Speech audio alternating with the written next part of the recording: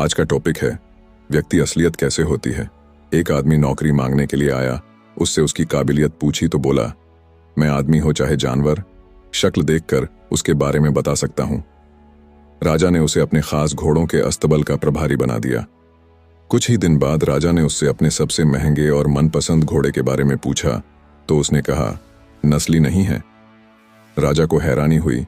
उसने जंगल से घोड़े वाले को बुलाकर पूछा तो उसने बताया, घोड़ा नस्ली तो है, पर उसके पैदा होते ही इसकी मां मर गई थी, इसलिए ये एक गाय का दूध पीकर पला बढ़ा है। राजा ने प्रभारी को बुलाया और पूछा, तुम्हें कैसे पता चला कि घोड़ा नस्ली नहीं है? उसने कहा, जब ये घास खाता है तो गायों की तरह सिर नीचे करके, जबकि नस्ली घोड़ा घास मुंह में लेकर सिर उठा लेता है। राजा उसकी काबिलियत से बहुत खुश हुआ।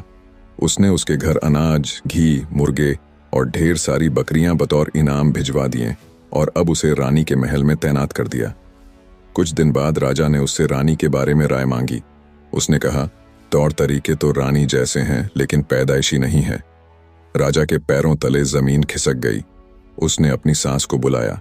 सास ने कहा, हकीकत यह है कि आपके पिताजी ने मेरे पति से हमारी बेटी की पैदाइश पर ही रिश्ता मांग लिया था, लेकिन हमारी बेटी 6 महीने में ही मर गई थी। लिहाजा हमने आपके रजवाड़े से करीबी रखने के लिए किसी और की बच्ची को अपनी बेटी बना लिया। राजा ने फिर अपने नौकर से पूछा, तुम्हें कैसे पता चला? उसने कहा, रानी साहिबा का नौकरों के साथ सुलूक गमवारों से भी बुरा है। एक खानदानी इंसान का दूसरों से व्यवहार करने का एक तरीका होता है जो रानी साहिबा में नहीं है।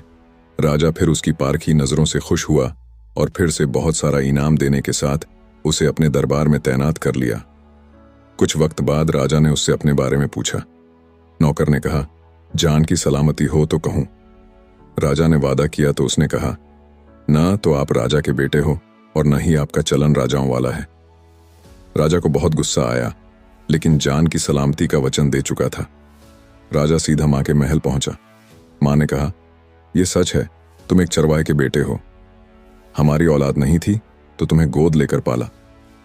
राजा ने नौकर से पूछा, बताओ, तुम्हें कैसे पता चला? उसने कहा, जब राजा किसी को इनाम देते हैं तो हीरे मोती और जवाहरात की शक्ल में देते हैं, लेकिन आप भेड़, बकरियां, खाने पीने की चीजें देते हैं। यह रवैया किसी राजा का नहीं, किसी चरवाहे के बेटे का ही हो सकता है। इस स्टोरी का तात्पर्य यह है कि इंसान की असलियत की पहचान उसके व्यवहार और नीयत से होती है।